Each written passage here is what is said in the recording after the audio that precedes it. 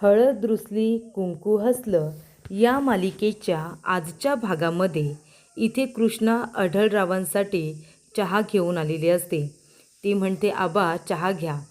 तेव्हा आढळराव म्हणत असतो, कृष्णे अगं कितीतरी दिवसानंतर तुझ्या हातचा चहा पितोय म्या. तुला माहिती आहे का, ती जयकांतची आई म्हणजे वहिनी काही चहा चांगला बनवायची नाही. गळ्याच्या खाली तो चहा काही माझ्या उतरलाच नाही. कितीतरी दिवसानंतर तुझ्या हातचा चहा पितोय मी. तेव्हा इथे आढळराव चहा प्यायला जाणार तेवढ्यातच तिथे अनुसया येते आणि म्हणते, आव तो चहा आधी बाजूला ठेवा बरं. 26 वर्षांपूर्वी जसा मी चहा बनवायचे हा चहा काही तसा असेल तरी का. तेव्हा इथे आता लगेच आढळराव हसायला लागतो आणि म्हणतो, अगदी बरोबर, हा चहा तसा नसेलच. तेव्हा इथे कृष्णा म्हणते, म्हणजे मला काही समजलं नाही. तेव्हा अनुसया म्हणते, अव तुम्ही कृष्णाला सांगा की 26 वर्षांपूर्वी तुम्हाला कसा चहा लागायचा ते. तेव्हा आढळराव म्हणतो की मला चहामध्ये थोडीशी सुंठ पावडर लागायची. तेव्हा इथे अनुसया म्हणते की मी तुमच्यासाठी अगदी तसाच चहा आता बनवून आणते, तो चहा द्या माझ्याकडे. तेव्हा आढळराव म्हणतो, चला आता मालकीनबाई जे बोलतील ते ऐकायला तर हवंच. तेव्हा कृष्णाने बनवलेला चहा इथे आता अनुसया आपल्याबरोबर घेऊन जाते आणि आढळरावला सुंठ टाकून 26 वर्षांपूर्वी जसा चहा बनवायची तसा चहा बनवून घेऊन येते. तेव्हा आढळराव म्हणत असतो, वा वा वा, बघतेस ना कृष्णे, आता तुझ्या आबांची काळजी घ्यायला अनुसया आलेली आहे. अगं हा चहा बघ, वास घेऊनच जीव जातोय की काय असं वाटतंय मला. चहा एकदम भक्कड झालाय, अगदी 26 वर्षांपूर्वी असायचा ना, अगदी तसाच. तेव्हा इथे अनुसया म्हणत असते, अहो 26 वर्ष जरी मी तुमच्याबरोबर नसले तरी माझ्या हाताची चव काही बदललेली नाही, अजूनही तीच आहे, समजेलच तुम्हाला. तेव्हा कृष्णा म्हणते, बरं तुम्ही दोघेजणं गप्पा मारा, मी जरा गावामध्ये जाऊन येते, लोकांच्या अडचणी समजून घेऊन येते. असंही इथे कृष्णा म्हणते आणि ती आता गावामध्ये जायला निघालेली असते. तेवढ्यातच तिथे दुष्यंत बसलेला असतो. दुष्यंत म्हणतो, अहो सरपंचबाई, अहो कुठे जाताय तुम्ही, आम्ही पण येतो बरोबर, थांबा. तेव्हा इथे कृष्णा म्हणते, दुष्यंत सरकार, अहो तुम्ही इथे बसला होतात का वाट बघत, इथे काय करताय तुम्ही. दुष्यंत म्हणतो, काय करतोय म्हणजे काय, अहो आम्ही तुमची वाट बघतोय. तेव्हा तो म्हणत असतो, आम्हासने असं कळलं की तुम्ही गावामध्ये दौरा काढताय म्हणून, मग तुमच्यासोबत यायला नको का. तेव्हा कृष्णा त्याच्याकडे बघून हसत असते. तेव्हा दुष्यंत म्हणतो, अहो असं काय बघताय, 4 भिंतींच्या बाहेर आहोत आपण, असं कुणी बघतं का, लोक काय म्हणतील. तेव्हा कृष्णा म्हणते, अच्छा माझं वाक्य मलाच बोलून दाखवताय का, आणि ती आता तिथून पळून जाते. तेव्हा दुष्यंत तिच्या मागे मागे आता तो सुद्धा गावामध्ये आलेला असतो. तर इथे दुष्यंत आणि कृष्णा दोघेजण आपल्या गाडीवरती येत असतात. तर इथे बाळजाला दिलेली शिक्षा ती आता पूर्ण करत असते. अख्ख्या गावाची कचरा तिला काढायला सांगितलेली असते. गावामध्ये तिने खूप घाण केली ना, म्हणून आता गावातली घाण तिने साफ करायची असं सांगितलेलं असतं. गावकरी सगळे एकत्र आलेले असतात. इथे आता कृष्णा आल्यानंतर सरपंचबाईंचा विजय असो अशी घोषणाबाजी होते. तिथे आता भाटेसाहेब आलेले असतात. तेव्हा कृष्णा म्हणत असते, काय भाटेसाहेब, बघितलं का तुम्ही, इतके फोन केल्यानंतर तुम्ही आलात, फोन का घेतले नाहीत आमचे. अहो 50 फोन केले तेव्हा तुम्ही आलात ना, मग इतके फोन का नाही उचललेत. तेव्हा तो म्हणतो की मी कामामध्ये बिझी होतो. तेव्हा कृष्णा म्हणते, गावाची हालत बघितलीत का, रस्ते बघा बरं गावचे, आणि विहिरी पाणवठे बघितले का, सगळीकडे नुसती घाण करून ठेवले. अहो या 5 वर्षांमध्ये जो काही निधी आला रस्त्यांसाठी पाण्यासाठी तो निधी गेला कुठे. कागदपत्र बघितले म्हणजे इथे कागदांवरती बिलं पास झालेली आहेत. अहो पण तुम्ही विकास कुठे केलाय, गावाचा विकास होणं महत्त्वाचं आहे की नाही. 5 वर्षांपासून इथे पाणवठ्यासाठी जलसंवर्धनाकडून इथे आता निधी आलेला आहे. अहो पण पाणवठ्याची अवस्था बघितलीत ना, विहिरी बघितल्यात ना, मग हा निधी गेला कुठे, गावाचा विकास का झालेला नाही आहे. तेव्हा इथे भाटेसाहेब आता म्हणतात की जे पैसे या सगळ्याला आले होते ना विकासाला, ते सगळे पैसे बाळजाबाईने घेतलेले आहेत. तेव्हा कृष्णा म्हणते की बाळजाबाईंचा काळ संपला, आता गावकऱ्यांच्या विकासाकडे लक्ष द्या. भाटेसाहेब, याआधी जे काही घडलं ना ते यापुढे आता घडता कामा नये. रस्त्यांसाठी मंजुरी होऊ द्या. अहो, लोकांना जे काही हवं आहे ना, लोकांसाठी जे गरजेचं आहे ते आपण त्यांना दिलं पाहिजे. राजकारण हे राजकारणाच्या जागी राहू द्या. ते काही 1-2 दिवसांचं होऊन जातं, पण नंतर आपल्याला इथे लोकांसाठी गावासाठी काम करायचं असतं. त्यांनी आपल्याला मत देऊन निवडून दिलं आहे, मग त्याचा मोबदला त्यांना मिळायला नको का? आणि तो मोबदला असाच असेल की गावाचा विकास हा अगदी व्यवस्थितरित्या झाला पाहिजे.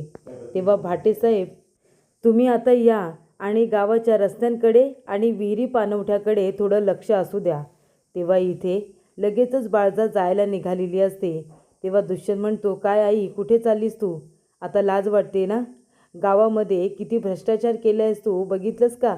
अगं, गावाची हालत बघ, पाण्याची हालत बघ, आणि हे सगळं तुझ्यामुळे झालं, तुझ्या भ्रष्टाचारामुळे झालं. पण एक गोष्ट लक्षात ठेव आई, तू जे काही केलंस ना आत्तापर्यंत ते सगळं आता बदलणार. कृष्णा आता सरपंच आहे ना, गावाचा विकास झाल्याशिवाय राहणार नाही, असं इथे दुष्यंत म्हणत असतो. तेव्हा कृष्णा म्हणत असते की या लोकांनी गावकऱ्यांना खूप त्रास दिला. त्यांनी गावकऱ्यांना वनवासामध्ये टाकलं होतं. पण आता यापुढे नाही, यापुढे फक्त गावाचा विकास होईल आणि सगळेजण आनंदी राहतील. सगळ्यांच्या शंका कुशंका अडचणी दूर केल्या जातील आणि आपल्याला हवा तसा गाव आता घडवला जाईल. तर इथे दोघीजणी आता बसलेल्या असतात. एका बाजूला पूजा तर दुसऱ्या बाजूला सावित्री.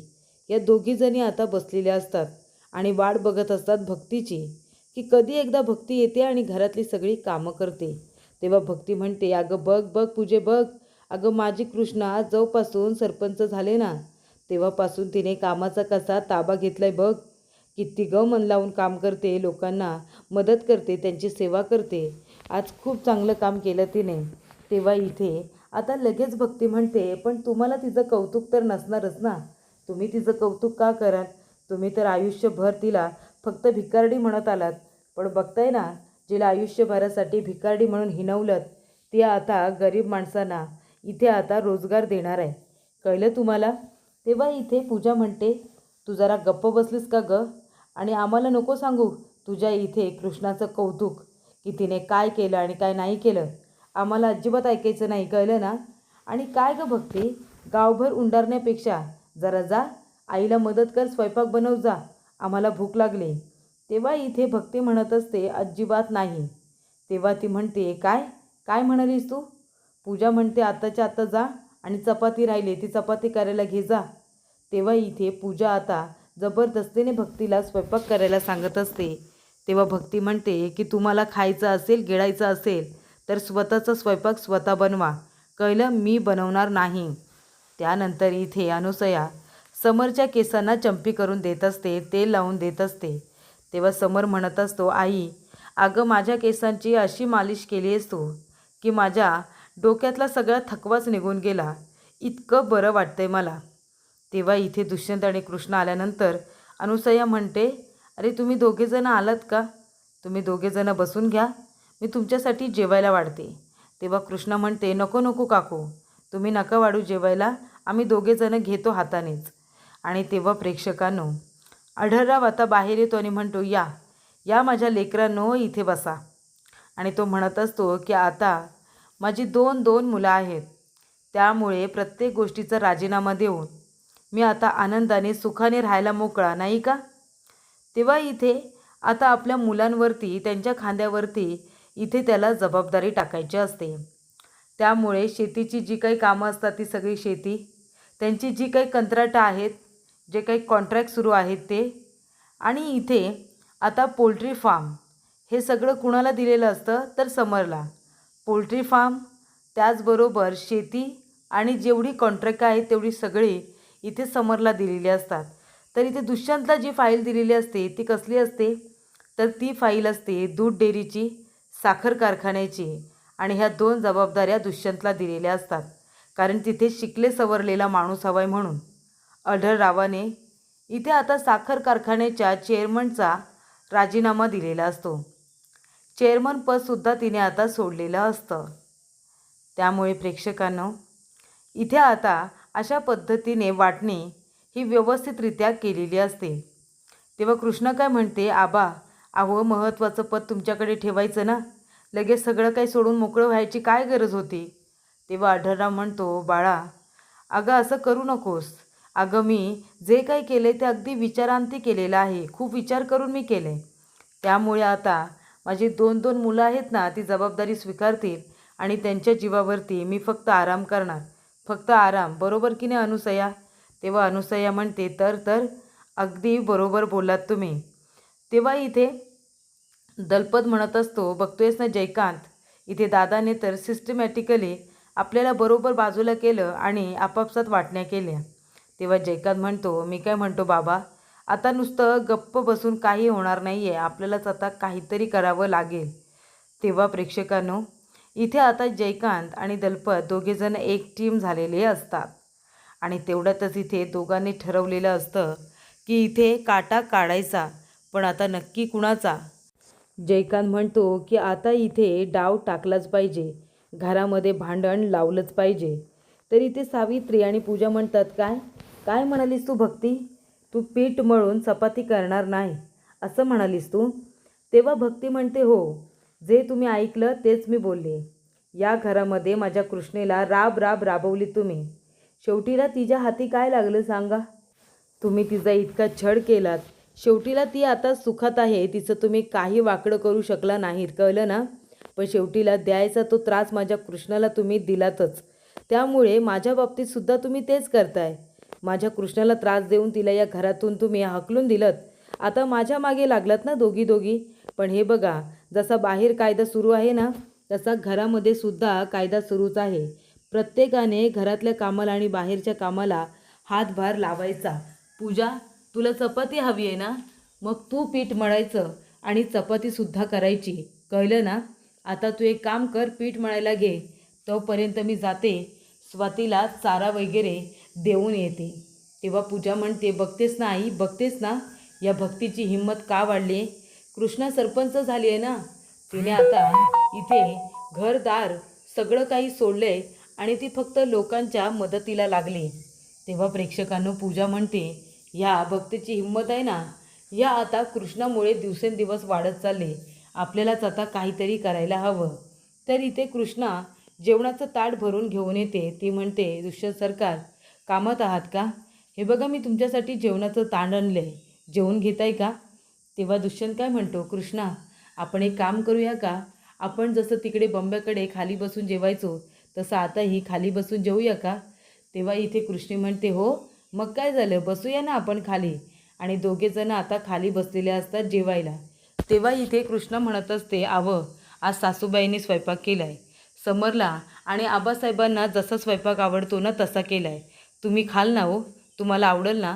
तेव्हा दुष्यंत म्हणतो, मग काय झालं, आता घरामध्ये प्रत्येकाच्या आवडीनिवडी जपल्या पाहिजे ना, आणि त्यांनी जर समर आणि आबांच्या आवडीचं जेवण बनवलं आहे तर एक दिवस मी त्यांच्या आवडीचं खाल्लं तर काय बिघडलं? तेव्हा इथे कृष्णी म्हणते, अगदी बरोबर. आणि आता ती म्हणते की तुम्ही चेअरमन झाला आहात, साखर कारखाना त्याचबरोबर डेअरी फार्म हे तुमच्याकडे आलेलं आहे ना, म्हणून तुमचं खूप खूप अभिनंदन. तर इथे दोघेजण एकमेकांना पहिला बाईट भरवतात, दोघे एकमेकांबरोबर छान गप्पा मारत असतात. पण आता भावाभावांमध्ये ठिणगी टाकण्यासाठी जयकांत आलेला असतो. जयकांत म्हणत असतो, भावा कॉंग्रॅच्युलेशन्स. अरे काय मग छान वाटणं झालं एकदम. पण एक कळत नाही मला भावा, तुला इथे शेती कॉन्ट्रॅक्ट, इथे आता पोल्ट्री फार्म हे सगळं तुला का दिलं आहे? अरे बाबा शेतीमध्ये असं काय पिकतं रे, काय मिळतं त्याच्यातून, पैसे मिळतात का? कधी कधी तर शेती पूर्ण वाया जाते, पोल्ट्री फार्ममध्ये बरे पैसे मिळतील, पण ते कॉन्ट्रॅक्ट काय, कॉन्ट्रॅक्ट आज आहे आतामध्ये आणि उद्या नाही. मग काय करणार आहेस तू सांग बरं. तू कमी पैसे कमवशील आणि त्या दुष्यंतला काय, त्या दुष्यंतला इथे डेअरी फार्म साखर कारखाना म्हणजे तो काही कधी बंद पडणारा नाहीच, तो हवा तेवढा चालतच राहणार असा आता तो म्हणत असतो. आणि इथे त्याच्या मनामध्ये विष पेरण्याचा प्रयत्न जयकांत करत असतो.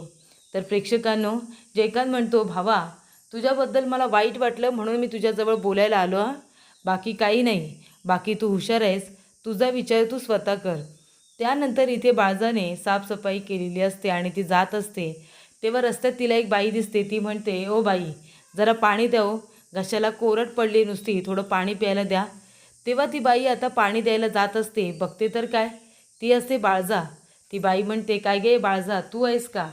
काय गं, आम्हाला पाण्यासाठी तरसवलंस आणि आता तुला मी पाणी देऊ का? पण आम्ही तुझ्या इतकं खालच्या पातीला काही उतरणार नाही. आम्ही तुला जरूर पाणी देऊ. आणि तेव्हा प्रेक्षकांनो, इथे आता ती कळशी वाकडी करते बाळजाला पाणी देण्यासाठी, पण ती बाळजाच्या हातामध्ये पाणी न देता खाली सांडवते. म्हणजे बाळजा चुकीची वागलीच, पण ही बाईसुद्धा चुकीची वागली, जिने तिला एक घोट पाणी नीट दिलंच नाही. इकडे तिकडे आता पाणी तिने पाडलं. तेव्हा ती हातामध्ये उंजळीमध्ये राहिलेले थेंब हे तिने आता हातावरचे साठलेले असतात. अशी बाळजाची अवस्था झालेली असते. त्यानंतर प्रेक्षकांनो, इथे आता बाळजाला पाणी वगैरे काही प्यायला दिलंच जात नाही. तिला इथे त्रास दिला जातो आणि त्याचबरोबर घडलेला सगळा प्रकार तिला सारखा सारखा आठवत असतो.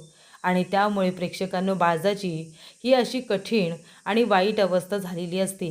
तर पुढील भागामध्ये कृष्णा म्हणत असते, अजून कुणाला काही अडचणी आहेत का? तेव्हा बाळजा म्हणते, हो मला आहेत ना अडचणी. आणि ती म्हणत असते की हे पेपर घेऊन बघ. ह्या पेपरनुसार ही संपूर्ण प्रॉपर्टी आहे ना, ती बाळजाच्या नावावरती आहे, म्हणजे माझ्या नावावरती आहे संपूर्ण प्रॉपर्टी. मग आता तू मला सांग की आता तू मला या घरामध्ये कसं काय न्याय मिळवून देणार आहेस? मी या घरची मालकीण आहे ना, मग आता तू काय करणार आहेस? गावकऱ्यांना इथे न्याय मिळवून देणारी कृष्णा आता स्वतःच्या इथे सासूला कसा काय न्याय मिळवून देणार आहे, हे आता आम्हाला कळायचंच आहे. असं इथे आता ती म्हणत असते ते सुद्धा कृष्णाला, की सांग तू कसा माझ्याबरोबर न्याय करणार, कशी तू मला घरामध्ये घेणार, माझ्या बाबतीत काय निर्णय असणार आहे याचा आता विचार कर आणि बोल, असं इथे बाळजाबाई कृष्णाला म्हणत असते.